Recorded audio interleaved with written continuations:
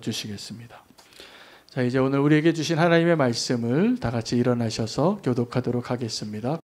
그래서 12장 1절에서 11절 말씀 교독하겠습니다. 형제들아, 신령한 것에 대하여 나는 너희가 알지 못하기를 원하지 아니하노니 너희도 알거니와 너희가 이방인으로 있을 때 말 못하는 우상에게로 끄는 그대로 끌려갔느니라. 그러므로 내가 너희에게 알리노니 하나님의 영으로 말하는 자는 누구든지 예수를 저주할 자라 하지 아니하고 또 성령으로 아니하고는 누구든지 예수를 주시라 할 수 없느니라. 은사는 여러 가지나 성령은 같고 직분은 여러 가지나 주는 같으며 또 사역은 여러 가지나 모든 것을 모든 사람 가운데서 이루시는 하나님은 같으니 각 사람에게 성령을 나타내심은 유익하게 하려 하심이라. 어떤 사람에게는 성령으로 말미암아 지혜의 말씀을, 어떤 사람에게는 같은 성령을 따라 지식의 말씀을, 다른 사람에게는 같은 성령으로 믿음을, 어떤 사람에게는 한 성령으로 병 고치는 은사를, 어떤 사람에게는 능력 행함을, 어떤 사람에게는 예언함을, 어떤 사람에게는 영들 분별함을, 다른 사람에게는 각종 방언 말함을, 어떤 사람에게는 방언들 통역함을 주시나니. 함께 읽겠습니다. 이 모든 일은 같은 한 성령이 행하사 그의 뜻대로 각 사람에게 나누어 주시는 것이니라. 아멘. 하나님의 말씀입니다. 자리에 앉으시겠습니다. 여러분, 우리가 신앙생활을 하면서 믿는다고 말하며 신앙생활을 해오지만 믿는 것이 아니라 단지 기대하며 살아가는 분들이 적지 않습니다. 그래서 믿는 것과 기대하는 것의 차이를 먼저 우리가 알아야 할 것 같습니다. 우리가 사람을 기대하고 늘 그 다음에 따라오는 일들이 있는데 실망하는 겁니다. 기대는 믿음이 아닙니다. 기대는 그냥 내가 내 마음에 원하는 것이에요. 그리고 그 원하는 것은 무너지기 십상입니다. 믿을 만한 대상도 아니고 그것은 실제로 믿음도 아닙니다.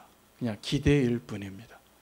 그래서 기대하는 것과 믿음의 그 차이를 잘 분별하시고 혼돈하지 마시고 꼭 신앙생활 하실 때 기대하는 자가 아니라 믿는 자가 되시기를 축복합니다.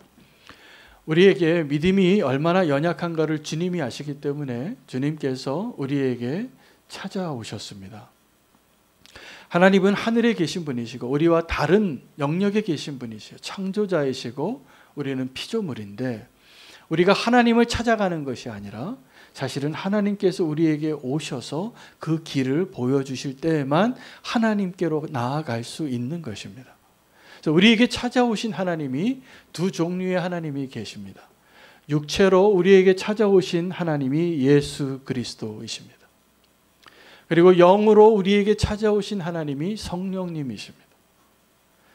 다 하나님이세요. 성부 하나님, 성자 예수님, 또 성령님, 영으로 오신 그 성령님이 다 삼위일체의 하나님이시고 함께 창조하셨고 지금도 함께 우리의 구원을 위하여 일하고 계신 하나님이 그 세 분이십니다. 예수님께서 우리의 구원을 위해서 이 땅 가운데 행하신 일이 다른 것이 아니라 이 땅에 우리의 모습으로 육체로 오신 하나님입니다. 여러분, 이게 상상이 되십니까? 정말 상상할 수 없는 일이에요. 육체로 하나님이 오셨다는 것 자체가. 그리고 말씀으로 우리에게 오신 하나님.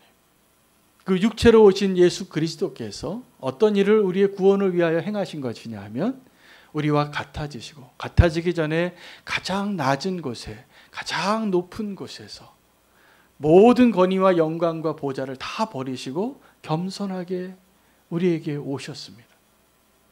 가장 낮은 곳에 있는 사람에게. 그리고 사람의 모습으로 사시다가 여자의 몸으로 태어나셔서 예수님께서 육체로 오신 하나님으로서 하신 가장 위대한 일은 뭐냐면 십자가에서 죽으신 겁니다. 그 예수 그리스도의 십자가의 죽음이 우리의 모든 죄의 문제를 해결하게 합니다. 그리고 예수 그리스도께서 부활하셔서 승천하셨기 때문에 이제 우리도 육체로 오신 그 하나님처럼 죄로 죽어서 썩어질 수밖에 없는 우리가 이 존재가 예수님처럼 우리도 부활하고 예수님처럼 우리도 승천하게 되어질 것을, 영원한 몸을 얻게 되어질 것을 믿으셔야 됩니다. 아멘. 이제 그 일을 예수님께서 행하시면서 복음서에 보면 예수님께서 십자가에 가까이 가면 갈수록 늘 어떤 말씀을 하셨냐 하면, 내가 아버지께로 갈 때가 다 되었는데 내가 너희를 떠나야 너희에게 유익이다. 육체로 오신 하나님이 하실 일이 있고 영으로 오신 하나님이 하실 일이 다른 것입니다. 그래서 그 영으로 오신 하나님께서 저와 여러분에게 임하셔서 예수 그리스도께서 허락하신 그 예수 그리스도의 십자가의 그 길을 갈 수 있도록, 구원의 그 길을 믿음으로 갈 수 있도록 우리를 도우십니다. 그리고 우리에게 임하셔서 지금도 우리와 함께 하시는 그 하나님, 성령님이십니다. 우리가 그 성령님에 대해서 오해합니다. 성령님이 어떤 바람과 같이, 불과 같이, 파도와 같이 어떤 세력이나 능력이나 힘으로 생각하는 분들이 계세요. 그렇지 않습니다. 성령님은 지금도 우리 안에 오셔서 우리와 함께 대화하시고 우리와 함께 교제하시고 함께 먹고 함께 보고 함께 경험하고 모든 것을 함께 하시려고 우리에게 찾아오신 그 하나님이십니다. 그 성령님께서 지금 우리 가운데 얼마나 충만하게 임하시는지를 깨달으면 정말 몸둘 바를 모르는 시대를 저희가 살고 있는 겁니다.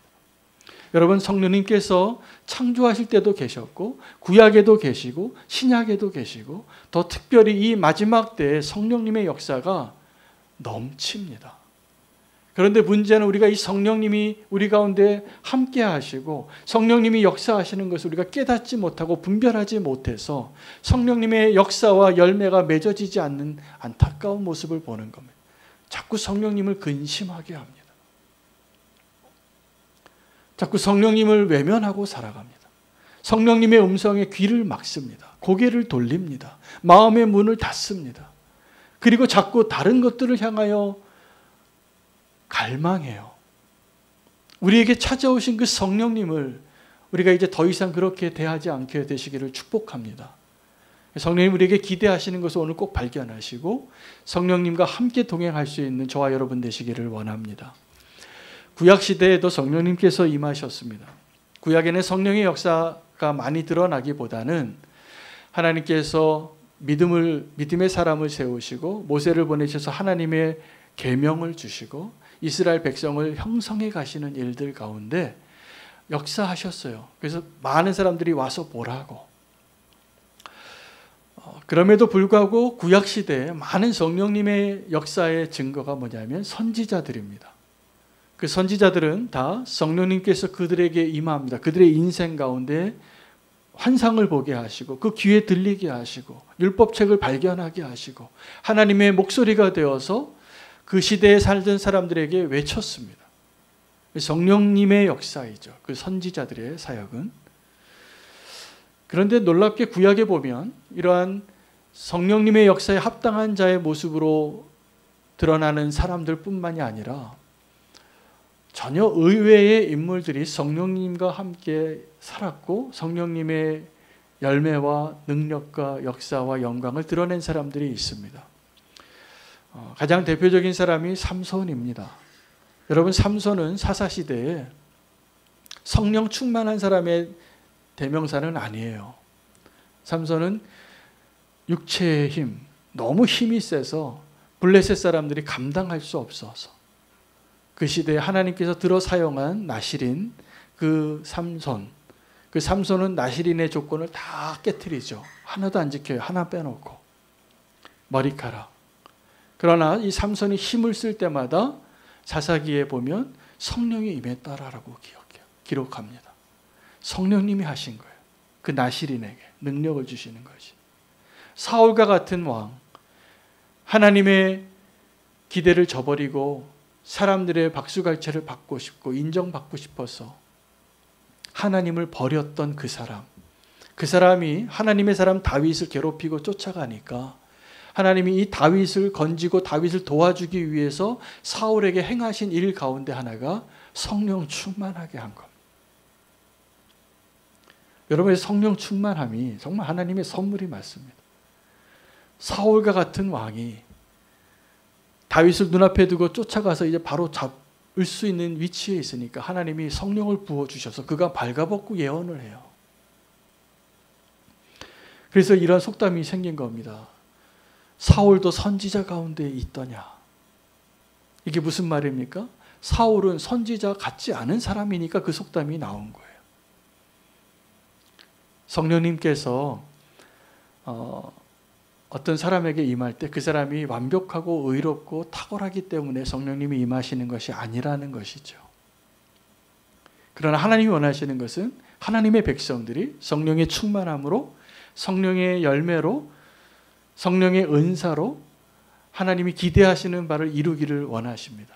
신약의 시대로 넘어오면 신약은 정말 성령의 시대입니다. 구약 시대에는 예언했어요. 마지막 때에 성령을 부어주시겠다. 그래서 그 성령의 역사가 성취되어지는 자리가 마가다락방입니다. 마가다락방에 성령이 임하니까 사람들이 다 방언을 하고 난곳 방언을 했어요. 그것은 다른 나라의 정확한 언어를 사용했다는 거예요. 난곳 방언을 하고 머리에 불의 혀 같은 형상이 보이고 성령님의 역사가 일어나고 무슨 일이 시작이 되어지냐면 교회가 시작이 되어집니다. 그래서 우리가 신약 성경의 유일한 역사서인 이 사도행전이 사도들의 기록이 아니라 좀 더 정확히 말하면 성령님의 기록입니다. 성령행전이라고 표현해야지 돼요. 성령님께서 보십시오. 바울의 그 발걸음을 바꿀 때 성령님께서 말씀하세요. 책망하시고 막으시고 인도하시고 그 인격적인 성령님의 역사하심이 너무나 풍성하게 기록되어져 있는 역사적인 기록, 그것이 사도행전인데 성령행전입니다. 우리가 성령님에 대해서 오해하는 것 중에 하나가 인격체이신 성령님을 잘 모른다는 겁니다. 그래서 오늘 바울이 고린도 교회 성도들에게 너희가 이 신령한 것에 대해서 모르기를 원치 아니하노니 라고 말해요. 가르쳐주는 겁니다. 이 영적인 비밀들에 대해서. 저도 오늘 여러분에게 성령님에 대해서, 성령님의 은사에 대해서, 성령님이 기대하시는 것에 대해서 하나님이 주신 말씀을 지금 전하는 겁니다. 여러분, 성령님은 하나님이시고 인격체세요. 근데 영이세요. 하나님은 영이신데 우리와 같이 썩어서 죽을 수밖에 없는 우리의 인생 가운데 성령님이 오셔서 함께 거하시는 것입니다. 여러분, 이게 성령님이 우리 가운데 거하시는데 우리가 어떻게 죄를 지을 수 있습니까? 성령님이 우리 가운데 거하시는데 어떻게 나를 위해서 살 수 있습니까? 성령님이 우리 가운데 거하시는데 어떻게 거짓을 말할 수 있습니까? 이게 다 우리 안에 거하시는 성령님을 모르기 때문에 이러한 일들이 일어나는 거예요. 영적인 일들에 대해서 우리가 많이 무지합니다. 심지어는 믿는 분들 가운데에서도 이 성령의 은사나 역사에 대해서 굉장히 새삼스럽게 느끼시고 인정하지 못하시는 분들이 적지 않아요. 그러나 성경은 분명히 하나님이 영이시고 또 영적인 존재에 대해서 많이 기록하고 알려주고 있습니다. 여러분, 귀신이 있습니까? 없습니까? 저는 믿는 분들에게 이 질문을 받아요. 여러 번. 목사님, 귀신이 있습니까? 한 번도 못 보신 거죠, 그분은. 귀신을. 천사가 있습니까? 네, 말씀대로 다 존재합니다. 귀신도 있고요. 천사도 있고 성령님께서 존재하시는 거예요. 그런데 우리가 이 신령한 일들에 대하여, 영적인 일들에 대하여 우리가 무지하면 이거를 외면하고 물질적이고 내 손에 잡히고 보이고 확인할 수 있는 것들만 존재한다고 믿는 거예요. 보이지 않는 것들은 인정할 수 없다. 그렇지 않습니다. 영이 계세요. 성령님도 계시고 영적인 악한 존재도 계셔요. 있어요. 그래서 우리가 영적인 싸움을 하는 겁니다. 이것을 모르고 어떻게 믿음의 삶을 살겠습니까? 또 바울이 이 고린도 교회 성도들에게 책망할 때는 너희가 이전에 이방인으로 있을 때 우상에게 쫓겨다니고 끌려다니던 모습을 버리라는 거예요. 그래서 어떤 체험받는 것을 막 쫓아다니는 분이 계세요. 그래서 그것을 어떤 예언을 하는 분들을 막 쫓아다녀요. 그것이 막 하나님의 말씀보다 더 권위가 있게 느껴요. 그건 점쟁이 쫓아가는 것하고 별로 다르지 않습니다. 성령님께서 정말 저와 여러분 가운데 원하시고 행하시는 일들을 분별하지 않으면 이방인에 있을 때 우상을 쫓아다니던 그 모습대로 성령님을 찾는 거죠. 성령님은 내가 원하는 것을 말씀해주고 점괘를 알려주고 내가 원하는 것을 이루어주는 소원 성취해주는 그런 우상들이 아니에요. 성령님이 우리에게 원하시는 것을 분명히 알고 그것을 위해서 살아야 합니다. 성령님만이 하실 수 있는 일들을 이야기합니다. 바울이 두 가지로 이야기해요. 성령님이 계시는 자가, 성령님이 함께하는 자가 예수님을 저주할 수 없다. 그리고 성령님이 아니고서는 너희가 예수 그리스도를 주라고 시인할 수 없다. 이게 두 가지 분별의 기준입니다. 여러분 발람을 아실 겁니다. 그 모압 백성이 이스라엘이 지나가니까 그 이스라엘을 저주하고 싶어서 발락이라는 점쟁이를 불러요. 발람을. 그 발람이 어떤 부탁을 받냐면 저 이스라엘 지나가는데 저들을 좀 저주해 달라고. 근데 하나님의 영이 그에게 임하니까 하나님의 환상을 보게 되니까 눈먼 자가 눈뜬 자가 되게 되다 보니까 이스라엘을 저주하라고 부탁은 받았지만 저주를 못합니다. 그 점쟁이도 성령이 임하면 축복하는 거예요. 그래서 우리가 예수 그리스도를 저주하는 자가 아니라면 예수님과 함께하는 자는 저주할 수 없어요.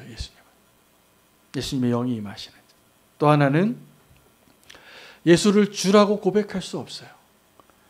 예수님이 십자가 앞에서 제자들에게 너희는 나를 누구라 하느냐 물었을 때 베드로가 정답을 잘 대답했지요. 주는 그리스도시요 살아계신 하나님의 아들이십니다. 예수님이 기뻐했습니다. 정답을 이야기했기 너희가 나를 누구라고 하는지 정확하게 알고 있구나. 그러면서 한 말씀을 더 하셨어요. 베드로야 이것은 네가 사람이 알려준 게 아니다. 누가 알려줬다고요? 성령님께서.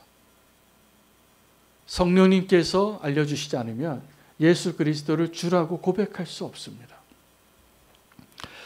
여러분 성령님의 그 임재하심을 성령 받기를 원하십니까? 원하세요? 네, 그 비결을 알려드릴게요. 성령님을 선물로 받는 것인데 여러분 성령님을 우리가 노력해서 받을 수 없다는 것을 꼭 아셔야 됩니다. 내가 돈 주고 살 수 없다는 것을 꼭 아셔야 됩니다. 내가 선한 일을 행해서 성령님 받을 수 없다는 것을 아셔야 합니다. 선물이기 때문에 그렇습니다. 우리에게 찾아오신 하나님이시기 때문에 그렇습니다. 사도행전에 보면 베드로가 안수할 때 성령을 받는 성령 세례를 베푸는 장면이 나와요. 그때 집사님들이 스데반의 일로 다 핍박받아서 흩어지고 복음을 전하다가 동일한 역사가 마가다락봉에서 있었던 동일한 역사가 임했어요. 그래서 그들이 예수님을 믿고 복음을 전할 때 능력이 역사되어서 다 예수님을 알게 되고 회개하고 세례받고 주의 백성이 됐는데 물어보니까 성령 세례를 안 받은 거예요. 그래서 베드로가 가서 안수를 합니다. 근데 베드로의 안수를 통해서 그들이 성령이 임하는 것을 보게 되니까 그 옆에서 그 베드로가 안수하여 성령 주는 일을 보고 부러워했던 시므온이 밤에 베드로를 찾아와요. 봉투를 하나 건네요. 그러면서 이야기하는 거예요. 그 능력 나도 좀 삽시다. 얼마면 되겠습니까? 베드로가 그 이야기를 듣고 네가 성령을 돈으로 살 줄로 생각했으니 이 돈과 함께 네가 망할지어다 라고 저주합니다. 여러분 이렇게 성령을 갈망하지만 우리가 돈으로 사거나 우리가 간절히 바라는 것으로, 우리가 선을 행하는 것으로, 우리가 간절히 기도하는 것으로 성령이 임하는 게 아니라는 사실이에요. 성령님이 임하시는 것은 전적인 하나님의 결정이에요. 왜냐하면 하나님의 목적이 있기 때문에 그래요. 우리의 소원에서, 우리의 갈망에서 시작되어진 것이 아니라 하나님의 목적과 하나님의 계획 안에 이 성령이 임하게 되어지는 것입니다. 성령님이 저와 여러분 가운데 기대하는 것이 다른 것이 아니라 우리가 영적인 사람이 되는 것입니다. 영에 속한 사람이 되는 것. 우리 안에 두 가지 강력한 욕구가 존재해요. 성령님이 우리에게 오시고 나서부터. 하나는 육체의 소욕이 하나이고 또 하나는 성령의 소욕이에요. 이 두 가지가 늘 싸우는 겁니다. 지금도 싸워요. 지금 여러분 한 사람 한 사람의 마음 안에 지금도 육체의 소욕과 성령의 소욕이 서로 힘 겨루기를 하는데, 하나님이 원하시는 것은 그 성령의 소욕을 따라 사는 것이죠. 하나님께서 기대하시는 영에 속한 사람, 영적인 사람이 되기 위해서 우리에게 필요한 것은 영적인 훈련들이 필요합니다. 여러분, 기도하는 사람이 기도를 더 잘합니다. 말씀을 늘 묵상하는 사람이 말씀의 능력을 진리에서 떠나지 않습니다. 그 희미하게 살던 사람이 자꾸 미혹받아요. 넘어가요. 쓰러지고. 그러나 늘 말씀과 기도와 구제와 하나님이 원하시는 그 거룩한 삶에 늘 훈련하는 사람은 하나님이 기뻐하시는 그런 의로운 자로 되어져 가는 것입니다. 여러분, 매일 무언가를 연단하고 훈련하면 육체에도 유익이 있잖아요. 그렇죠? 몸도 매일 운동하는 사람이 건강해지는 것처럼 영적인 일도 동일합니다. 매일 기도하고 말씀 묵상하는 일들을 게으르지 아니하고 매일같이 그 일 앞에 나아가고 매일 말씀과 기도로 예배의 자리로 나아갈 때 영이 사는 거예요. 어떻게 그것을 하지 않고 어느 날 갑자기 우리가 영적인 사람으로 확 변화되기를 원하십니까? 영적인 훈련 가운데 여러분의 시간과 우선순위를 두시기를 축복합니다. 그런데 그 영적인 훈련 가운데 가장 많이 다루어야 할 가장 중요한 대상이 어디냐 하면 우리의 육체적인 부분이에요. 여러분, 교회의 전통 가운데 지금 이렇게 모여서 우리가 예배하는 이 교회의 모습을 세속적인 교회라고 불렀습니다. 이게 세큘라 처치예요. 근데 수도원 전통이 교회 역사 속에서 항상 있었습니다. 그래서 그 수도원 전통은 하나님께 더 헌신한 사람들이 자기의 인생을 다 들여서 결혼도 하지 않고 말씀과 기도와 노동에 헌신한 사람들이 교회를 살려냈습니다. 교회가 세월이 지나면 다 세속화돼요. 이게 역사의 반복이었어요. 그런데 이 세속화된 교회를 다시 일으키는 사람이 어디에서 꼭 나타났냐 하면 이 수도원이었어요. 근데 이 수도원이 또 타락해요. 이 수도원이 타락하게 되는 시점이 언제냐 하면 그들이 이렇게 말할 때입니다. 우리가 주님께 말씀과 기도에 전념하기 위하여 노동하는 일을 좀 멈추자고. 여러분, 그 수도회는 아주 청빈한 삶을 사는 사람들이 모여 살기 때문에 그들이 아주 검소하게 살지만 땀 흘려 일하지 않으면 먹을 게 없고 그 공동체를 유지할 수 없었어요. 자기가 밭 갈아서 채소 기경하고 고구마 감자 기경해서 캐 먹고 그렇게 산 거예요. 그 수도원 안에서. 땅은 줬지만. 그런데 그들이 이제 존경받기 시작하고 영적으로 부유해지기 시작하니까 사람들이 다 면제해 주기 시작했어요. 그럼 어떻게 됩니까? 일 안 해도 돼요. 일 안 해도 되는 시점부터 수도원이 타락해요. 여러분, 성도의 삶 가운데 많은 분들이 영적인 성도가 되고 싶어 해서 내가 일상에서 살아가는 일들을 충실하지 않는 분들이 보여요. 안타깝습니다.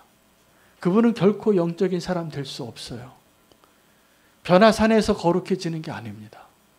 변화산에서 내려와서 주님과 동행하는 삶이 우리를 거룩하게 하고 영적인 사람이 되게 합니다. 그래서 우리가 매일의 일들, 매일 우리가 사는 일들 열심히 사셔야 돼요.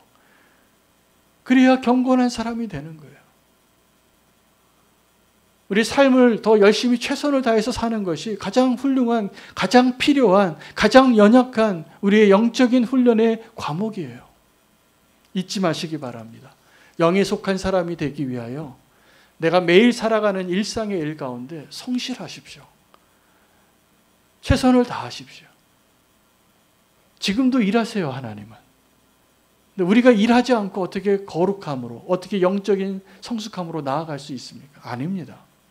여러분, 성령님께서 우리에게 기대하는 것은 한 사람 한 사람이 영적인 사람이 되는 것이고, 또 하나는 그 사람들을 통하여서 영적인 공동체를 세우는 것입니다.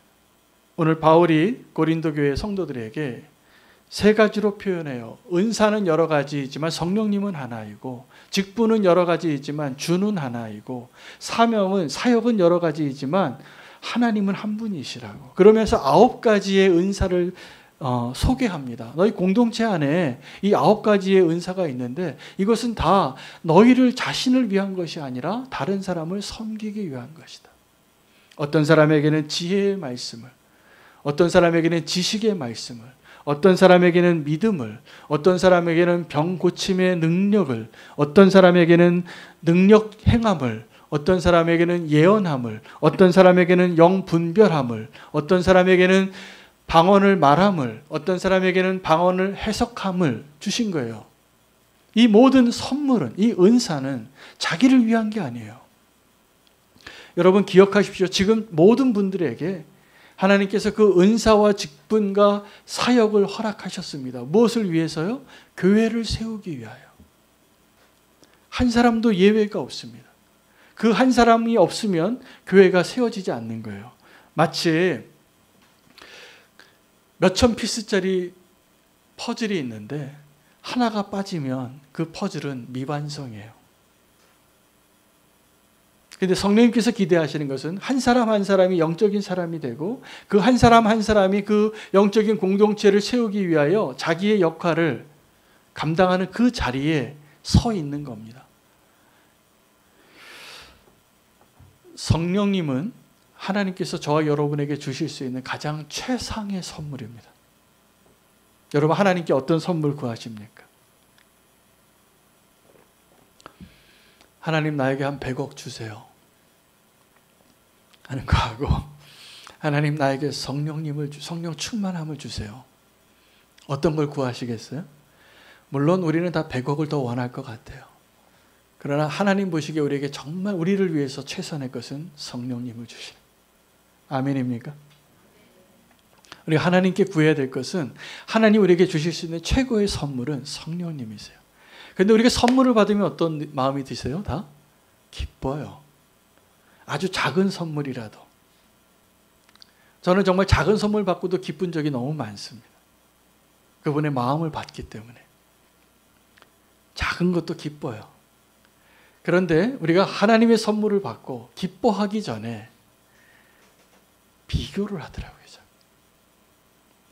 내가 저 사람과 다른 무언가를, 내가 없는 무언가를 저 사람이 가졌을 때 자꾸 부러워해요. 이거는 성령님의 은사를 잘 이해하지 못하는 분의 생각이에요. 모두가 우리가 은사를 받았는데 그 은사를 가지고 섬기고 교회를 세우도록 주신 것이라는 것이죠. 성령님께서 우리 가운데 오셔서 최고의 선물로 이루시는 것은 뭐냐면 영적인 공동체를 세워가는 것. 여러분 성령님 없이 하나됨이 불가능합니다. 성령님의 통치하심 가운데 있을 때 교회가 교회됩니다. 이거 꼭 기억하셔야 됩니다. 나 한 사람이 성령님의 통치하심 가운데 없어도 되겠지. 나 혼자 쓰러져 있어도 되겠지. 나 혼자 딴짓하고 딴 데 가 있어도 되겠지. 생각하시면 안 돼요. 바로 그 한 사람 때문에 퍼즐이 완성이 안 되는 거예요. 하나님은 지금도 아주 멋진 오케스트라를 지휘하시는 지휘자세요. 우리가 해야 할 일은 그 지휘자의 손끝을 바라보는 것. 제가 이전에 섬기던 선목에서 아주 지휘를 잘 하시는 집사님이, 이 집사님은 지휘를 하는데 특징이 있어요. 이게 막 제스처라고 하죠. 이 지휘하는 제스처가 이렇게 크다가 정말 필요할 때 보면 나중에 여기서 움직여요. 근데 정말 지휘자의 손끝이 이렇게 하나 바뀌는데 이 합창단이, 이 오케스트라가 그 손끝 하나에 같이 움직여주는 거예요. 그래야지 멋진 작품이 나오는 거예요. 여러분, 이 멋진 작품을, 무대에 올라가 있는 작품을 망치는 거 뭐 어렵지 않습니다. 나 혼자 딴소리 한번 내면 됩니다. 그냥 삑 하고 딴소리 내면 그 모든 사람이 수고했던 거 다 물거품으로 만들 수 있어요. 이전에 예배 드릴 때 어떤 이단에서 온 사람이 그 예배를 방해하고 싶은 목적으로 예배 자리에 와서 제가 그렇게 하는 모습을 봤어요. 은혜로운 설교 중에 갑자기 큰 소리로 일어나더니 손을 들고 목사님 질문이 있습니다 이러는 거예요. 목적이 뭘까요? 이 예배의 흐름을 끊고 방해하고 예배를 망치고 싶은 거죠. 근데 그 담임 목사님이 그때 흔들리지 않고 그 사람을 무시하고 투명인간같이 대하고 설교를 잘 마치시더라고요. 원수가 원하는 것은 우리가 무너지고 실패하고 망치기를 원해요. 교회를 세우는 게 어렵습니까? 무너뜨리는 게 어렵습니까? 세우는 건 모든 사람이 다 함께 해야지 세워지는 게 교회예요. 근데 무너뜨리는 건 한 사람이 딴짓하면 그냥 무너지는 거예요. 여러분, 성령님께서 우리 가운데 원하시는 것은 성령님이 우리를 완전히 통치하셔서 성령님이 원하는 그 영적인 공동체를 세우는 것입니다. 오케스트라에서 그 지휘자의 손끝을 바라보는 것이 필요한 것과 더불어서 또 하나 필요한데 다른 사람의 소리를 들을 줄 아는 거예요. 아마추어들은 제가 알았어요. 아마추어는 다른 사람의 소리가 들리지 않아요. 자기 소리만 들려요. 그래서 그 안 들린다고 볼륨 키워달라 그래요, 사실. 이게 아마추어의 특징이에요. 진짜 프로는 다른 사람과 딱 맞춰서 내가 어떻게 도와줘야지 이 화음이 아름답게 될까를 생각해요. 그래서 같이 맞춰주는 거예요. 왜냐하면 이게 당연한 거예요. 정말 훈련 받은 사람만 그 소리가 들려요. 근데 훈련 안 받을수록 내 소리만 듣길 원해요. 그게 안 들리면 이상하다고 생각해요. 여러분, 단체 사진 찍잖아요. 단체 사진 찍고 그 사진 잘 찍었나 안 찍었는가를 분별하는 기준을 봤어요.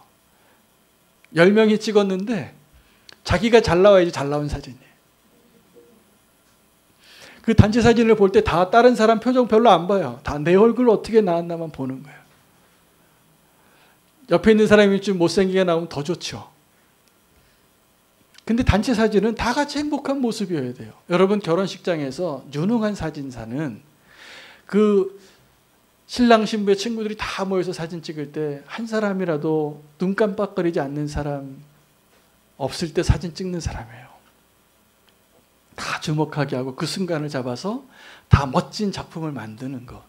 여러분, 이것이 성령님께서 지금 저와 여러분 안에서 성령의 공동체를 만들어갈 때 원하시는 거예요. 한 사람도 빠지면 안 돼요.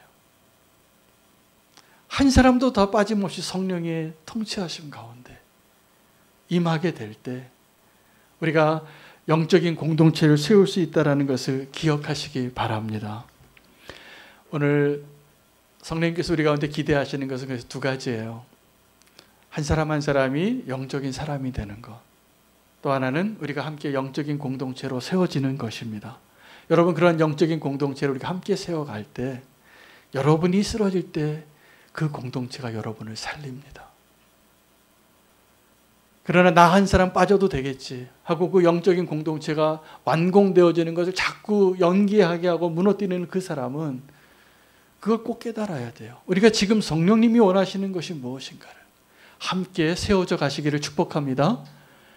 주님의 마음으로 함께 그 교회를 세워가는 일 가운데 다 부름 받았습니다. 다 다른 은사로, 다른 직분으로, 다른 사역으로 부름 받았는데 우리를 부르신 그분은 한 분이십니다.